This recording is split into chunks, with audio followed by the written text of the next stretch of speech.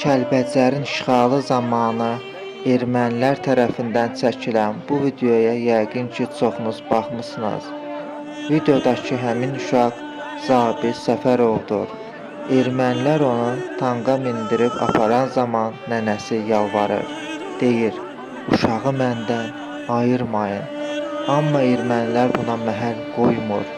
Bundan sonra nənə deyir, nə vaxtsa bizim ordu bu torpaqları alacaq. Elə bu sözünə görə nənəni ermənilər həmin yerindəcə öldürürlər.